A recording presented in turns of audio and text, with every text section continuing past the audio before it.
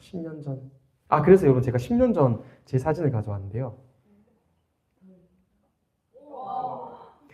내가 살이 없더라고. 여러분 10년 동안 제가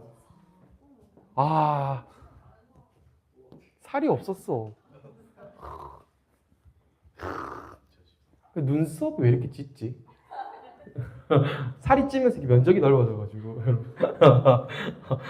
자, 여러분 오늘은 그 신실하신 아버지. 오늘 요거 한번 살펴보려고 그래요. 자, 근데 신실이라는 이 한자 단어 있죠. 신실. 신은 믿을 신의 실이 열매실이에요. 열매실?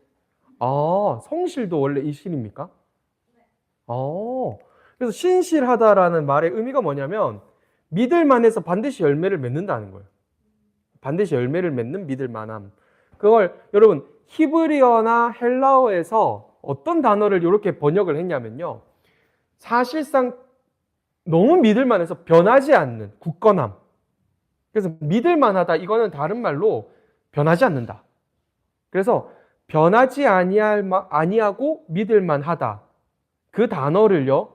우리 한글로 이제 가져올 번역을 하려다 보니까 한자 신실로 가져온 거예요. 사실 우리는 신실하신 하나님 할 때는 당신은 믿을만 하십니다. 동시에 변하지 않으십니다. 여러분 자꾸 변하면 못 믿는 거잖아요. 그죠? 반응에 따라 이래 바뀌고 저래 바뀌는 사람이면 어떻게 믿어요? 그런데 이 사람 진짜 믿을만 하다. 그건 당연히 뭘 내포하고 있냐면요. 이건 안 바뀌겠구나. 바뀌지 않겠구나. 그럴 때 우리는 믿을만하다. 이렇게 하는 거예요. 그래서 신실하다는 믿을만한데 왜 그렇냐? 변하지 않아서.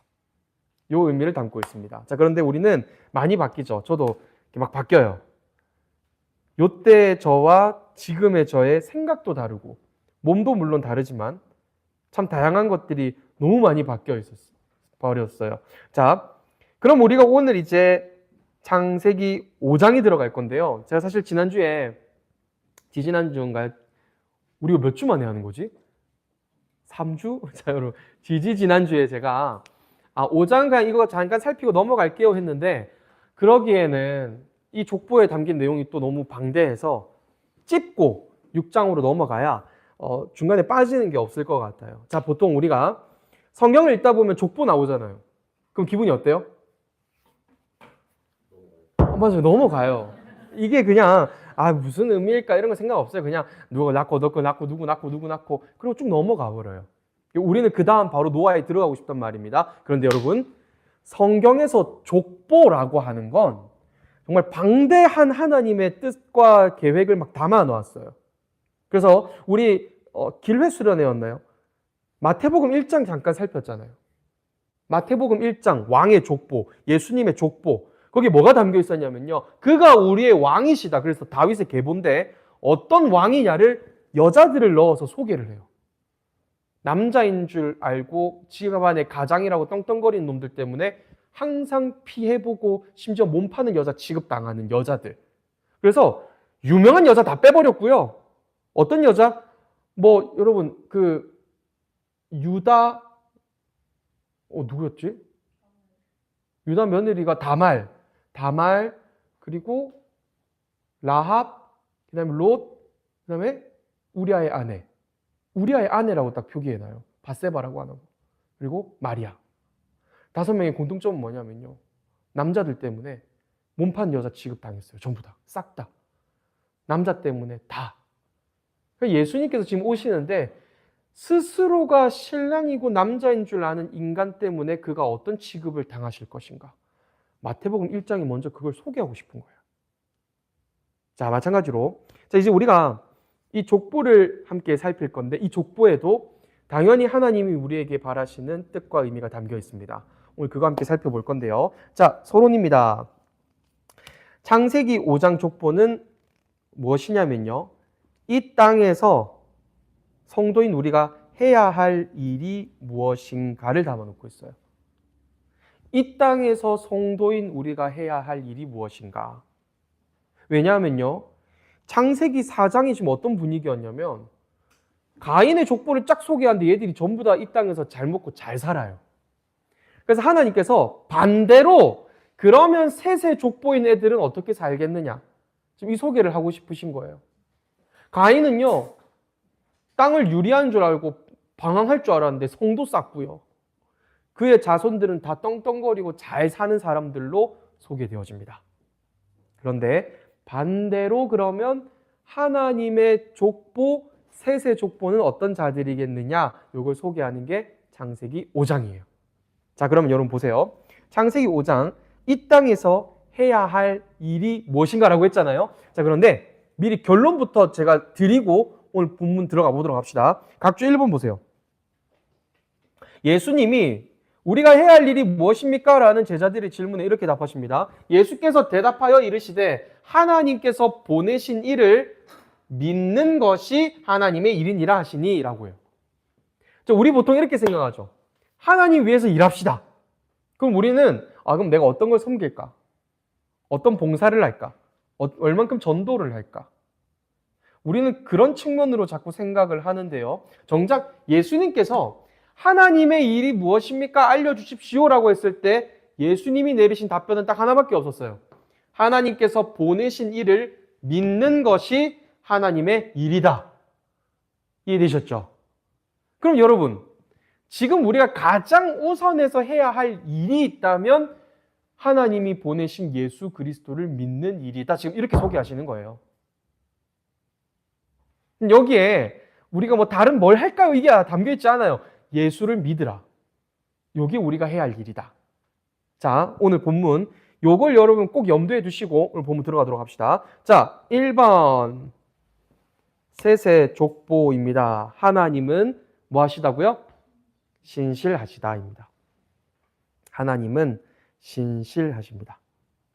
자, 지금 제가 창세기 5장 1절부터 3절 넣어놨잖아요. 여기에 창세기 1장에서 나올 법한 단어, 거기서 등장했던 단어를 동그라미 치시면 됩니다. 창세기 1장에 나온 어구, 그런 문장, 그걸 여러분께서 동그라미 쳐주시면 됩니다.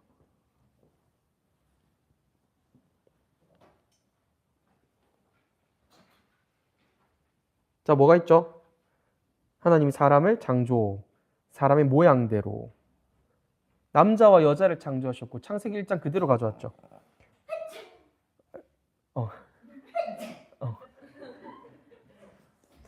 고마워요. 그 다음에 여기서 지금 핵심을 제가 하나 꼽으려고 하는데 그게 뭐냐면 2절이에요. 그들이 창조되시던 날에 하나님이 그들에게 뭘 주셨답니까? 복을 주시고, 여기 복입니다. 자, 여러분, 지금 셋의 계보를 시작하려 하시는데 하나님이 창세기 1장을 다시 소개하고 시작하신단 말이에요.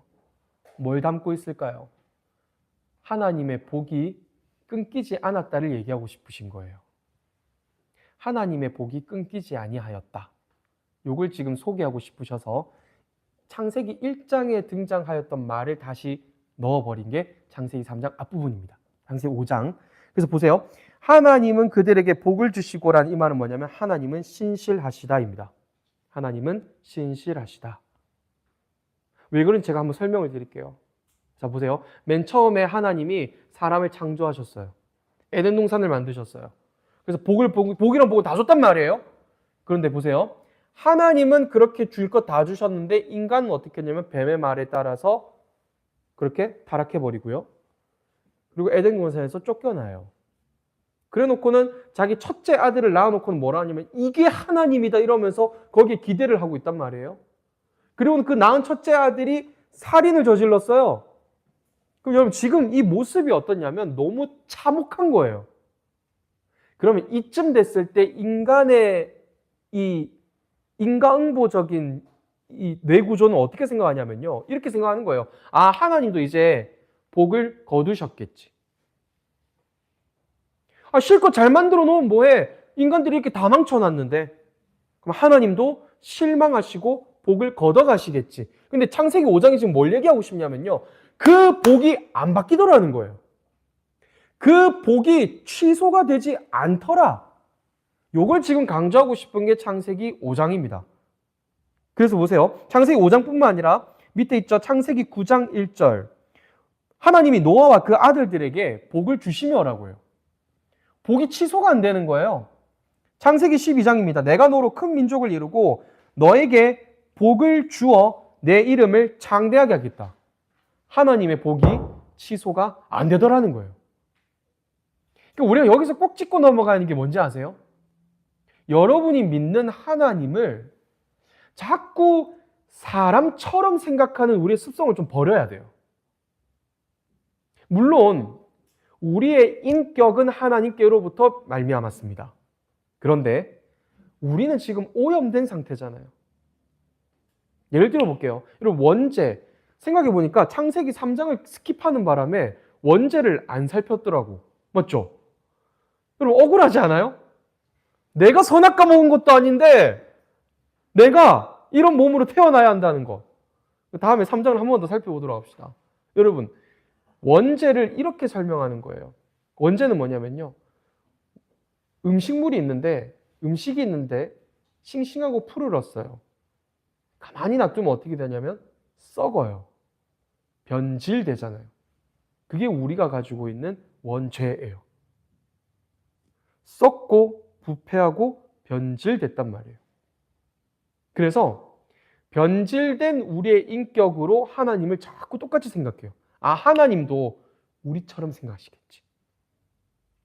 좋은 말 해주면은 가는 말이 고와야 오는 말이 고우니까 우리도 하나님께 좋은 거 드리면 하나님도 우리에게 좋은 거 주시고, 우리가 하나님 제대로 대접 안 해드리면 하나님 우리에게 벌 주시고, 우린 자꾸 하나님을 우리 인간에 대한 이해 안에 가둬둘 때가 너무 많습니다. 그런데 지금 창세기 5장에 얘기하고 싶은 건 이겁니다. 하나님은 복을 안 거두시는 분이에요. 그래서 보세요. 누가복음 3장 족보가 있는데 각주에 넣어놨습니다. 각주 2번 다음 페이지 뒤에 있어요. 노아 위로 사람 이름에 다 동그라미 한번 쳐보세요. 노아 위로. 노아가 몇 절에 있습니까? 36절에 있다고 합니다. 노아, 레멕, 무드셀라, 에녹, 야렛, 마살렛, 가난, 에노스, 셋, 아담. 그 위는 하나님이시니라. 되었나요? 자, 여러분 질문이 있습니다. 제가 여러분들 신앙을 한번 무너뜨려 볼게요. 23절 한번 보세요. 누가복음 3장 23절. 예수께서 가르치심을 시작하실 때에 30세쯤 되니라. 사람들이 아는 대로 요셉의 아들이니 요셉의 위는 헬리오, 그 위는 맏다시오. 이렇게 올라가죠. 자, 여러분 31절 한번 보세요. 그 위는 멜레아요, 그 위는 맨나요, 그 위는 맏다다요, 그 위는 나단이요, 그 위는 뭐예요? 다윗이에요. 자, 근데 여러분 자 보세요. 예수님의 본래 족보는 다윗 다음에 누가 나와야 돼요? 솔로몬. 근데 지금 누가 나왔어요? 나단이 나왔어요. 그죠? 그리고 예수님 마태복음 1장 족보에는 요셉의 아빠 이름이 야곱이에요. 근데 여기는 뭐라고 되어 있냐면요. 헬리라고 되어 있는 거예요. 자, 그럼 여러분 질문 드리겠습니다. 복음서를 보다 보면 이럴 때가 있어요. 안 맞아. 맞죠? 그럼 이제 여기서 제기되는 거 있죠. 우리가 흔히 여러분 친구들한테서 공격받는 게 이거잖아요. 좀 안다 하는 애들이 야 진짜 너가 진짜 멍청한 거 아니냐? 마태복음 1장, 누가복음 3장 족보가 다르다. 사람이 다르다고요. 그러면 지금 얘들끼리 서로 상충된 거잖아요. 여러분 자 그럼 나는 마태편이다 이러면 마태복음으로 가실 거예요? 그럼 누가는 성경이 아닙니까?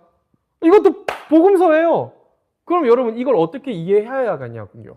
맞죠? 근데 여러분 누가복음 3장을 이렇게 기록한 아주 중요한 이유가 있습니다. 자, 생각해 보세요. 사실상 요셉은 예수님이 태어나심에 관여가 되어 있어요, 없어요? 없어요. 마리아의 남편일 뿐이에요. 이해되셨어요? 예수는 그냥 이병이라고요. 요셉의 입장에서는 자기가 낳은 아들이 아니잖아요. 맞죠? 성령으로 잉태됐으니까. 그럼 예수님의 육적인 족보는 누구를 따라가야 돼요? 마리아예요. 마리아는 직접 배로 잉태해서 낳았으니까. 그런데 요셉이라는 사람이 아버지란 말이에요. 이때 당시에는 남자만 족보의 이름을 기록합니다. 그래서 누가복음 지금 누구의 족보냐면요. 마리아 족보인 거예요. 마리아. 예수님의 몸을 입게 만든 그 마리아. 지금 그걸 지금 기록하고 싶은 거란 말입니다. 예수님의 몸을 강조하고 싶어요. 왜 그런지 아세요? 자, 누가복음 족보에 지금 창세기 5장 족보가 들어간 이유가 바로 여기에 있어요. 복이 절대 예수께로 올 수 없는 족보임을 설명하는 거예요. 인간은 계속 거듭하여 실패하고 예수님의 그 인간의 몸, 그러니 하나님의 복이 본래는 이렇게 이어질 수 없는데 누가복음 3장은 지금 뭘 강조하고 싶은 거냐면요. 하나님께서는 그럼에도 불구하고 당신의 복을 이어오셨다. 지금 이야기하고 싶은 겁니다.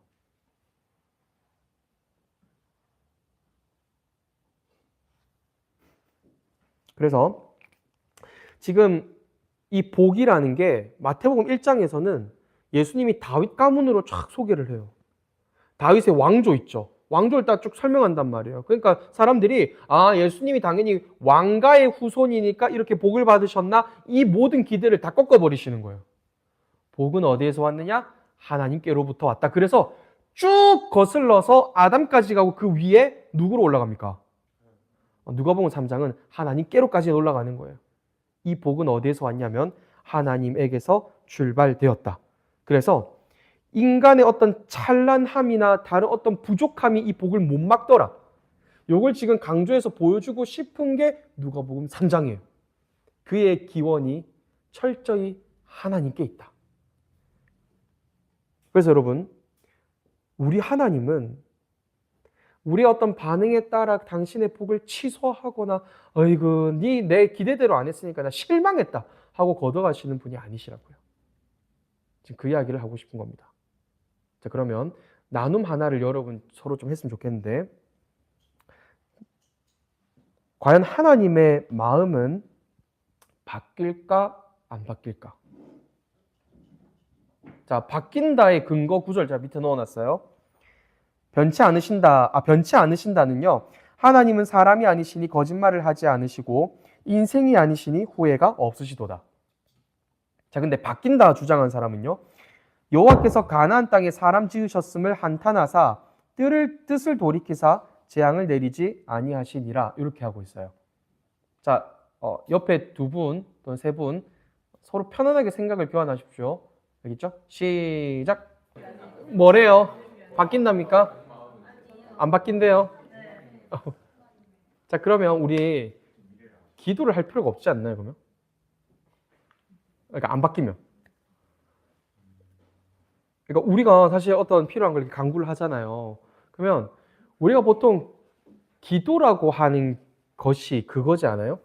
내가 이만큼의 기도를 드릴 테니까 그걸 듣고 나에게 맞춰서 당신의 뜻을 좀 바꿔주십시오. 주십시오. 당신 원래 나에게 줄 계획이 없었는데 내가 이렇게 기도하니까 주십시오. 그렇지 않아요? 우리의 신앙생활 가운데 우리는 자꾸 하나님을 좀 우리스럽게 생각하는 우리의 본성이 있다고 앞서 우리가 나눠봤어요. 하지만 하나님은 신실하신 분이십니다. 그래서요, 오늘 본문에서도 하와가 유혹에 넘어갔고 인간이 타락하였고 가인이 그 모양 그 꼴로 살고 계속 하나님의 뜻이 바뀔 만한 상황들이 계속 제시됨에도 불구하고 하나님의 계획이 안 꺾이더라는 걸 계속 보여주려는 거예요. 그럼 여러분 보세요. 우리가 돌이키심에 보면 여호와께서 가나안 땅에 사람 지으셨음을 한탄하셨다, 후회하셨다. 당연히 그런 단어 등장한단 말이에요. 여러분들 그게 어떤 단어인지 아세요? 하나님께서 정말 우리를 향한 당신의 아픔을 표현하고 싶은데 그 아픔을 이해할 수 있는 단어로 당신께서 소개하시는 거예요. 실제로 생각해 보십시오. 하나님께서 한탄하셨다면 그 순간 이 땅은 다 불바다가 되어야 하는 거예요. 후회하시는 그 순간 이 땅은 다 사라져 버려야 한다고요. 그럼에도 불구하고 하나님께서 우리에게까지 낮아지셔서 우리가 사용하는 단어로 당신의 슬픔을 우리에게 알게 하시는 거예요. 내가 너무 슬프다. 내가 너무 아프다. 그런데 이걸 어떻게 하면 설명할 수 있을까? 너희 인생에 후회하는 순간이 있지. 그건 인간만 경험하는 거예요. 몰랐으니까. 그리고 후회를 왜 해요? 몰랐으니까요. 아니, 우리 그런 말 있잖아요. 기대도 안 했으면 실망도 안 한다. 그래서 난 니한테 기대하지 않는다. 뭐 이런 얘기 하잖아요. 근데 여러분, 우리 하나님이 그렇게 모르시는 분이 아니시라고요. 그분은 후회를 하실 수 없으신 분이시라고요. 그게 지금 민수기의 말씀이에요. 하나님은 누가 아니시냐면 사람이 아니시다. 민수기 23장 지금 그 얘기하고 싶은 거예요. 그는 사람이 아니시기에 후회라는 걸 하실 수가 없어요. 어떤 결과가 나올지 아시는 분이시기 때문에. 그러면 우리가 뭘 믿고 살아야 하냐면 전능하신 하나님 믿고 사시라고요. 자꾸 마음이 이랬다가 저랬다가 바뀌는 그분이 아니시라는 걸 계속 강조하고 싶은 거예요. 그래서 창세기 어떤 이야기가 쭉 계속 펼쳐지냐면요. 사람은 하나님의 복을 걷어차는데 하나님은 계속 그 복을 사람에게 끼어 얹어버리시는 게 창세기예요. 더 나아가 성경이라고요. 자, 그래서 보세요. 우리에게 적용해 봅시다. 세옹지마 아니고 범사에 뭐 하라고요? 감사하라고요. 여러분, 인생사 세옹지마, 인생 만사 세옹지마 그런 단어가 있습니다. 변방에 사는 늙은이의 말, 그게 세옹지마잖아요. 어느 날 한 사람이 말을 어떻게 했죠? 말을 얻었죠. 잡았죠. 그러니까 사람들이 막 축하해 줬어요. 와, 말을 얻다니 다행이다 이러는데 이 말을 그 할아버지가 그렇게 반응을 했잖아요. 아니다, 인생이 어떻게 될지 모른다. 아니야 다를까 자기 아들이 말 타다가 떨어져가지고 팔 불구가 돼버린단 말이에요. 사람들이 막 슬퍼하니까 아니다, 인생 또 어떻게 될지 모른다. 그러더니 갑자기 전쟁이 나서 자기 아들은 불구니까 징집이 안 된단 말이에요. 여기까지 인생사 세옹지마예요. 뭘 강조하고 싶으냐면 사람은 앞으로 일어날 일 모른다.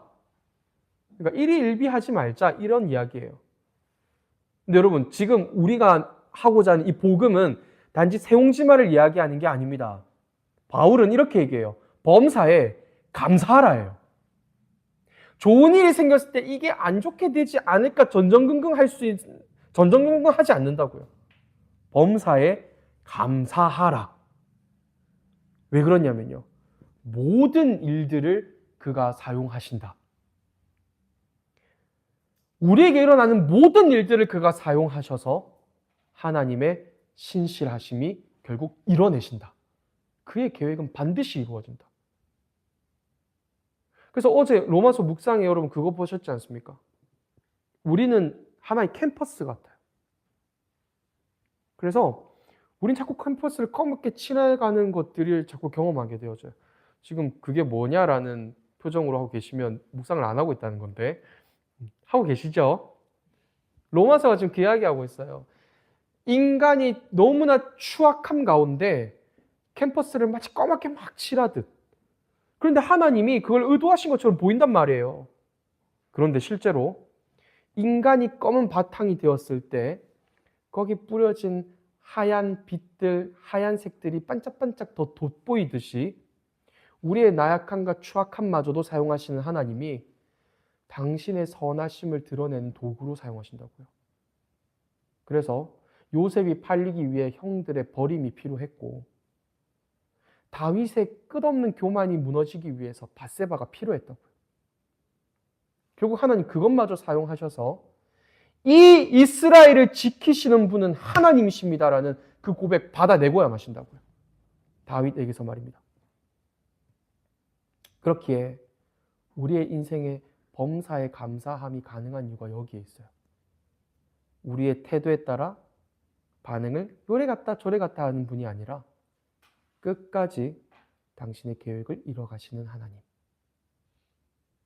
그래서 창세기 5장 나의 복은 절대 꺾이지 않는다. 지금 그거 얘기하고 싶으신 것입니다. 넘어가 봅시다. 2번 그러면 셋의 족보 마지막인데요. 우리가 본받아야 할 아버지이시다. 이걸 지금 이야기하려는 것입니다. 셋의 족보 두 번째, 그는 우리가 본받아야 할 아버지이시다. 자, 족보에서 지금 강조하고 싶은 건 뭐냐면요. 아버지에게서 아들에게로. 지금 요걸 보여주고 싶어요. 아버지가 아들, 그리고 그 아들이 아버지가 되어 그 다음 아들에게로. 계속 쭉쭉쭉쭉 흘러가는 거예요.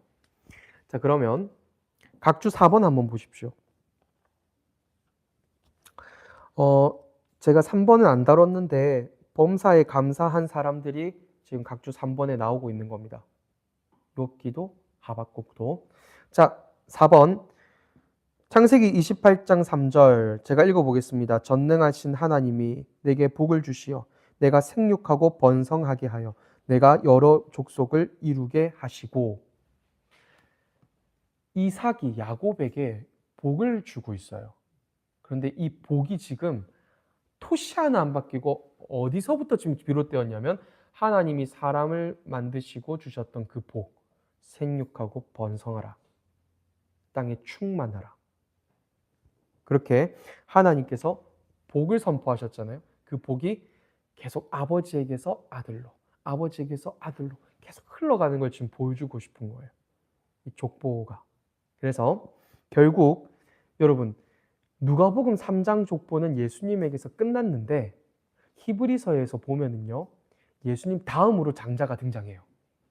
히브리서 12장 23절 위에 있습니다.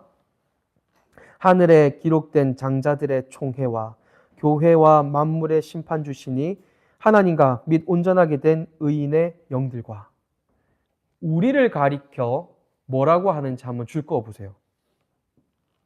우리가 뭐라고 딱 얘기하고 있습니까? 하늘에 기록된 장자들의 총회입니다. 여러분은 예수 그리스도 다음으로 하나님의 아들로 부름받은 자들이라고요. 근데 그냥 아들이다 이 얘기 안 하고요. 장자들 이렇게 얘기하는 거예요. 그래서 여러분 에베소서 그 설교했던 거 기억나십니까? 우리를 입양했다라고 바울이 굳이 이야기했던 이유가 뭐예요? 너희를 하나님께서 입양하셨다. 왜냐하면 입양자는 장자와 똑같이 반드시 유산을 상속받아야 하기 때문에 그렇습니다. 둘째, 셋째면 안 되는 거예요. 로마인들이 이해를 못하는 거예요. 로마인들은 아까 얘기했죠. 우리 문제가 뭐냐면 자꾸 사람 식대로 하나님을 자꾸 가늠하려고 해요. 아, 하나님도 이러시겠지. 그러니까 로마가 사용하고 있는 그 법을 그대로 가져와서 바울이 설명하는 겁니다. 입양하셨다. 반드시 상속하신다.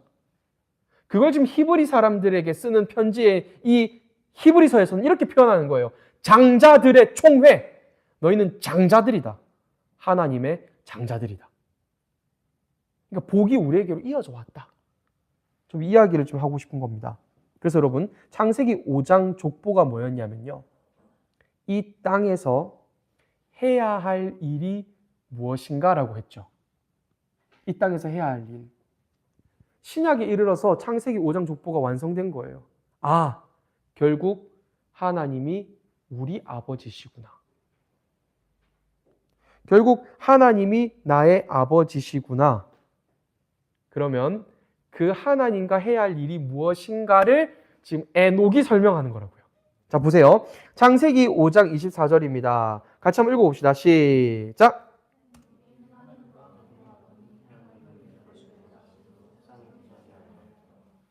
자, 그런데 동행한다라는 개념을 성경은 이렇게 설명해요. 아모스 3장 3절입니다. 같이 한번 더 읽어봅시다. 시작! 두 사람이.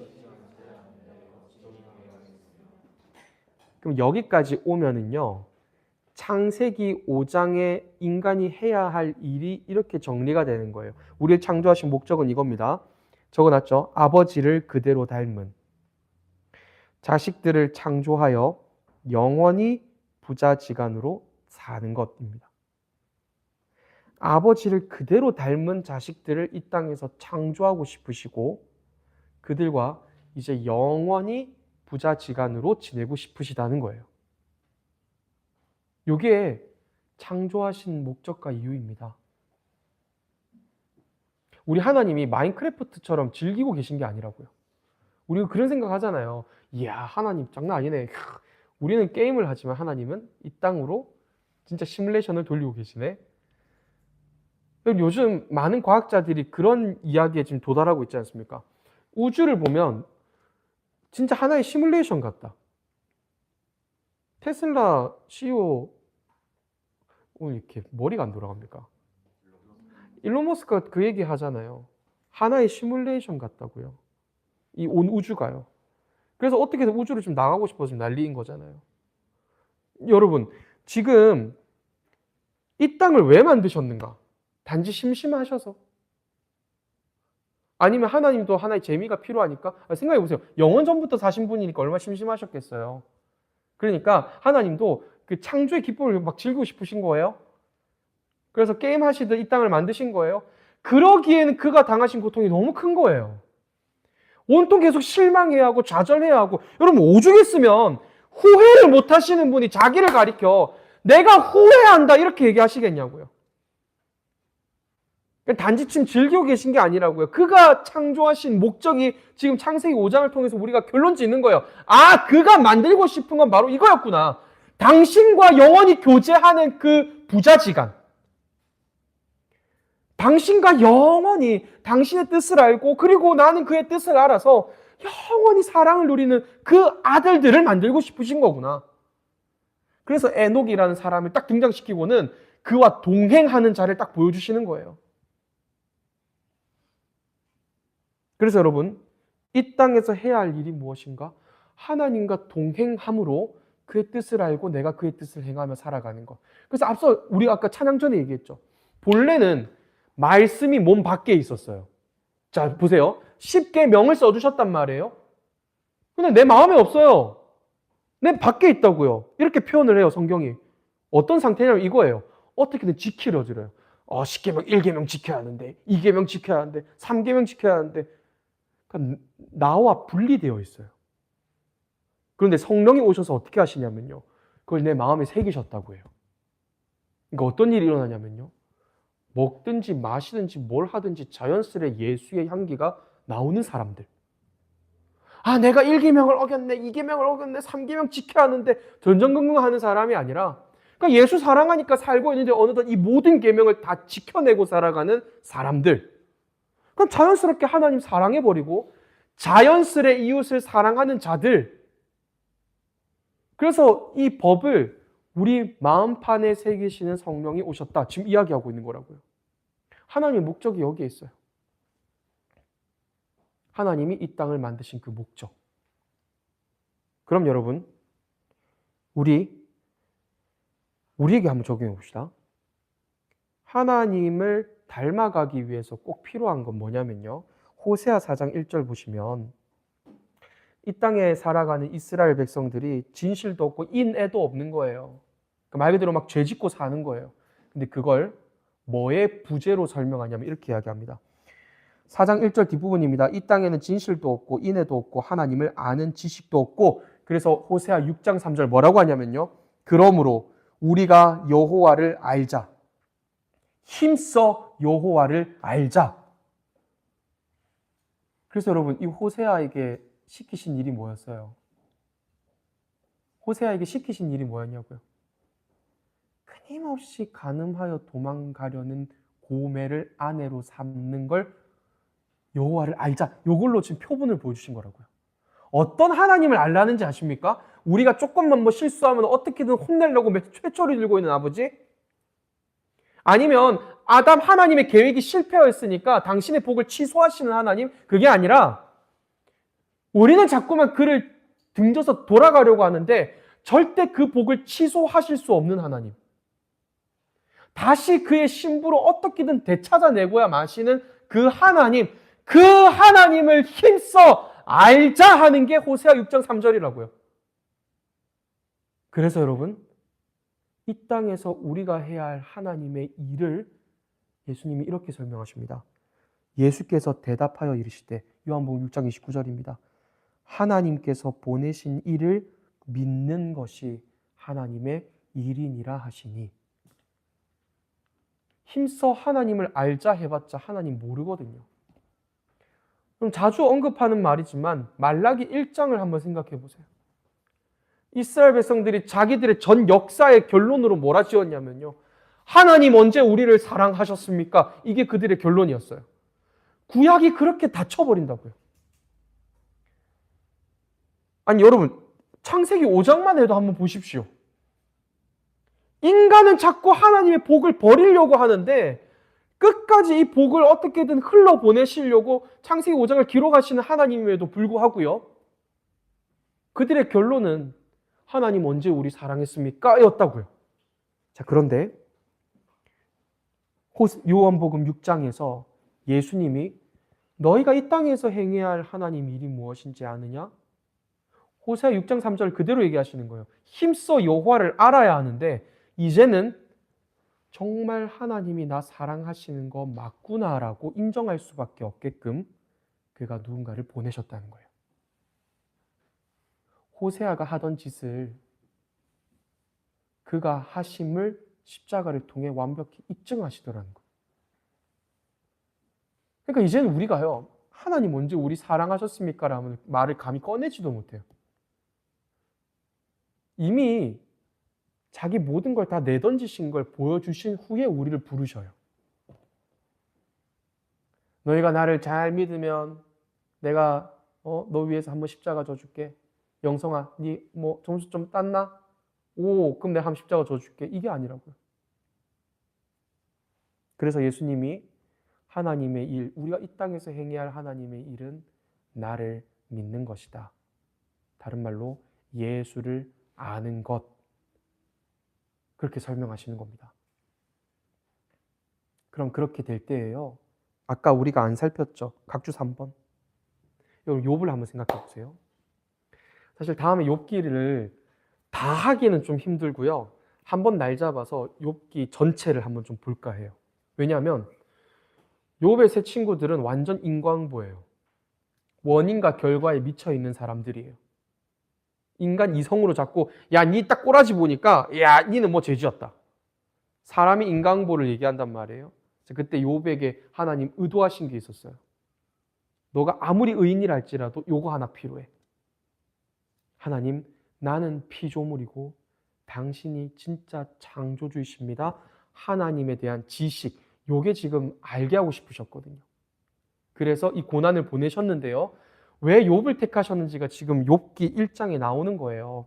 그는 애초에 이 지식이 있던 사람이에요. 그래서 이르되 내가 모태에서 알몸으로 나왔사온 즉이라고 해요.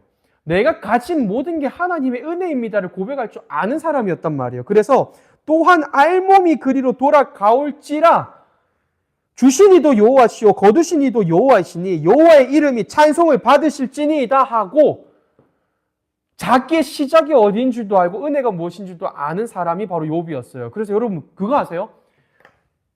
성경 66권 중에 제일 먼저 기록된 성경이 어딜까요? 우린 창세기를 생각하죠. 욥기입니다. 왜냐하면 욥은 아브라함 시대 때 사람이에요. 그런데 욥의 지금 기록을 보면 동시대 욥을 실제 욥을 보고 적지 않으면 절대 기록할 수 없는 말들이 나오고 있어요. 욥의 말, 친구들의 말, 그다음 엘리후의 말. 그러면요, 모세가 창세기를 쓰기 400년 전에 욥기가 먼저 기록됐다고요. 이 땅에 하나님이 처음 주신 성경은 욥기예요. 그 욥기에서 가장 먼저 보여주시고 싶은 건 뭐냐면요, 하나님을 아는 자가 어떻게 그의 고난을 해석하던가와 결국 하나님이 바라시는 게 무엇인가. 그래서 힘써 여호와를 아는 자는 일희일비하지 않는 세옹심화를 넘어 여호와의 이름이 찬송을 받으실지니이다. 여기에서 욥이 그렇게 고백하잖아요.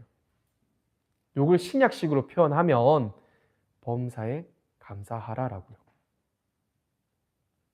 하박국도 마찬가지입니다. 비록 무화과 나무가 무성하지 못하며 포도나무에 열매가 없으며 감람나무에 소출이 없으며 밭에 먹을 것이 없으며 우리의 양이 없으며 외양간에 소가 없을지라도, 사실 이 찬양 있죠. 무화과 나무 잎이, 제가 이거 포크댄스 한번 하려다가 좌절을 해가지고 지금 가령 여러분 저는 언젠가 꼭 할 것입니다.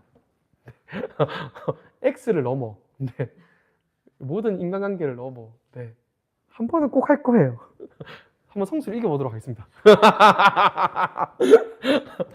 네, 아니 정말 잘 자라가 잘 잤다 잘 컸는지 남녀 유별합을 되게 자 여러분 근데 우리가 이걸 막 즐겁게 찬양하지만 가사는 되게 비극적인 거 여러분 아시죠?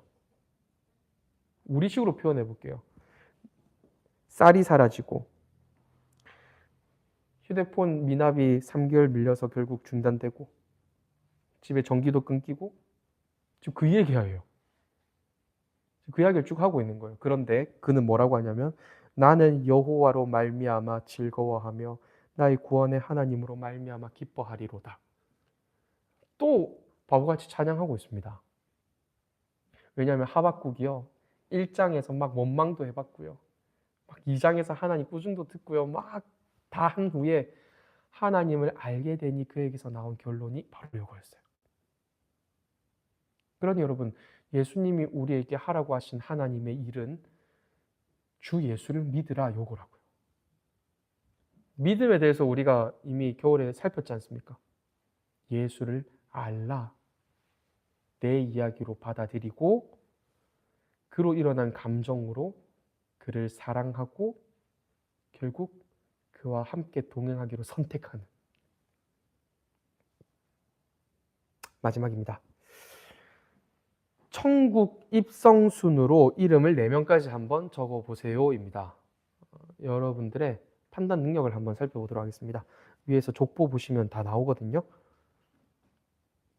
4명 누가 먼저 천국에 들어갔는가 순서대로 한번 적어봐 주시면 됩니다.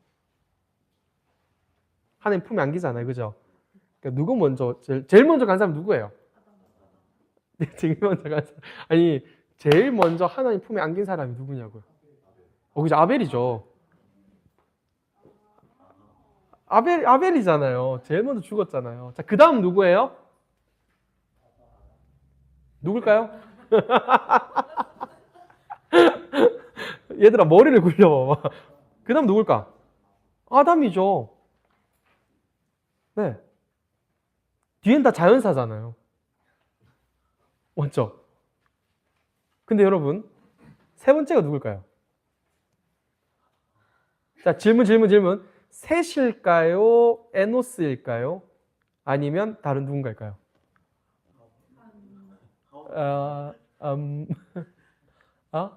하와. 생각도 못했어. 하와일 수도 있겠는데. 하와가 언제 죽었는지가 나옵니까? 여러분 근데요. 아담이 죽고 50년 뒤에 천국 들어간 사람인데 그 사람이 에녹이에요. 여러분 그래서 아담은 에녹을 보고 죽었어요. 얘들이 좀 900살 얘들이란다. 이분들이 900살 사셨거든요.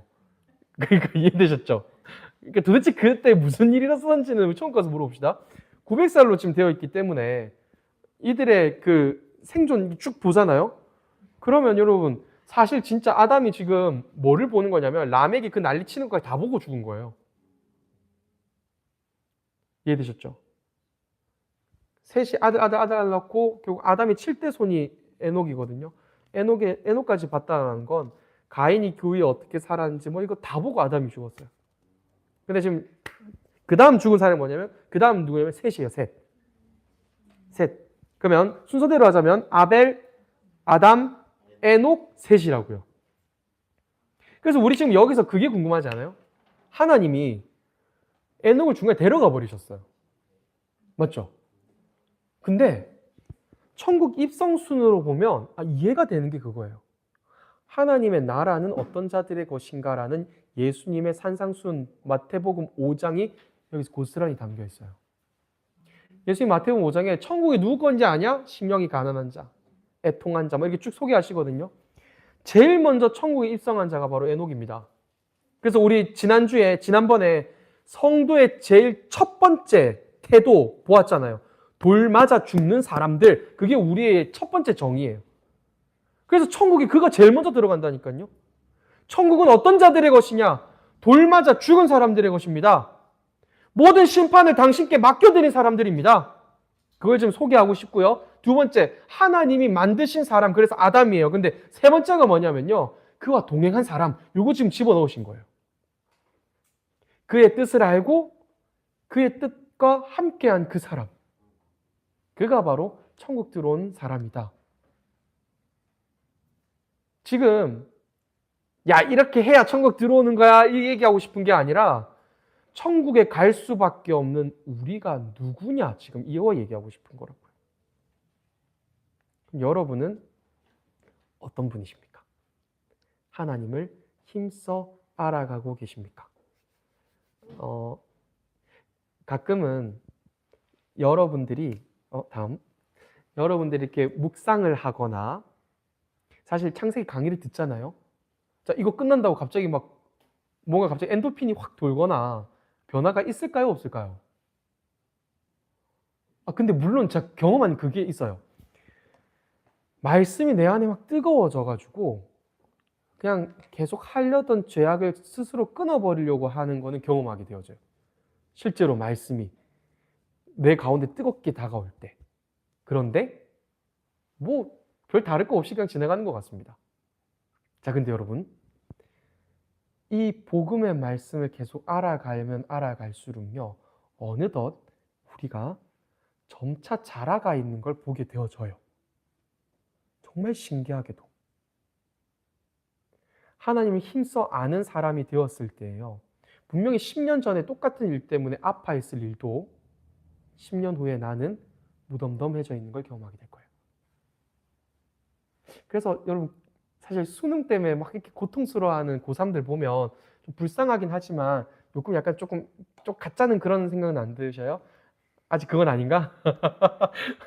인생에 얼마나 힘든 일이 많은데 수능 가지고 중리 사니 뭐 이러고 있으면 물론 맞죠. 힘들어요. 근데 경험해 봤잖아요. 더 힘든 게 많잖아요. 그래서 차라리 고등학교 때로 돌아간 게 낫나 싶은 순간들이 우리에게 찾아온다고요. 근데 어느덧 우리의 태도가 달라지는 걸 여러분이 경험하셔야죠. 언제까지 똑같이 원망하고 똑같이 낭망하고 똑같이 실망하고 있을 거냐고요. 그러니 우리는 여호와를 힘써 알자. 필요합니다. 그걸 오늘은 하나님과 동행하였다라고 에녹을 통해 설명하시네요. 자, 그렇게 우리 진짜 미안합니다. 지난번에는 돌 맞아 죽으라더니 그죠? 돌 맞아 죽으라더니 이제는 더 공부해라 이러고 있으니 하지만 복음의 능력을 우리가 계속 좀 알아가는 저와 여러분 됐으면 좋겠습니다. 한번 쭉 정리하고 마칠게요. 여러분 오늘 세세 족보에 대해서 함께 살폈습니다. 스킵하려다가 본문을 쭉 보는데 꼭 다루고 넘어야 가야겠다 싶어서 오늘 살펴보았습니다. 우리는 10년 전후가 많이 달랐을 거예요. 많은 게 바뀌었을 거예요. 근데 하나님은 안 바뀌세요. 그러니 여러분 신실하신 하나님을 믿으십시오. 우리의 실패 때문에 우리를 향한 호의와 사랑을 꺾는 분이 아니십니다. 전 자신 있게 말해요. 하나님은 저에게 실망하지 않으십니다. 저에게 기대하지 않는다는 말은 아니에요. 그런데 진짜 신기한 건요. 전 이건 믿어요. 하나님은 저를 믿으십니다. 제가 보니까 사랑의 최고의 표현은 믿는다 하더라고요. 제가 한때 약간 회의주의에 빠졌나 봐요. 항상 이 말을 달고 살았거든요. 사랑은 믿으면 안 돼. 그냥 사랑해야지. 절대 믿지 마. 그래서 원래 사람이 본질상 타락한 죄인이니까 믿지 말라를 제가 강조했는데 지금 돌이켜보니까요. 돌 맞아 죽는 우리에게 최고의 사랑, 성도의 최고의 사랑의 표현은 믿어주는 것인 것 같아요. 또 뭐 돌 맞겠죠. 또 배신당할 수도 있죠. 또 뭐 상처받을 수도 있죠. 그럼에도 불구하고 믿어주는 것. 근데 여러분 제가 5장을 준비하면서 저의 키워드가 그거였어요. 하나님은 사람을 믿어주시는구나. 나를 믿어주시는구나. 그래서 신실하시다에 사용된 그 믿음직한을 우리에게 붙이셨잖아요. 성도다. 신실한 자들이다. 자, 여러분, 그렇게 하나님께서 이 땅에서 우리가 해야 할 일들을 이제 쭉 소개하십니다. 하나님을 힘써 알아가야 합니다. 그는 우리 아버지시니까요. 이제 우리는 그 장자가 되었으니까요. 예수님의 계보가 우리로 완성되었거든요. 그래서 힘써 하나님을 알아가자. 그게 바로 저와 여러분입니다. 그러니 앞으로도 더 힘써 하나님 알아가고, 그래서 그로 말미암는 자연스레 우러나오게 되어지는 아버지를 닮은 모습이 우리 공동체에 가득하기를 소망합니다.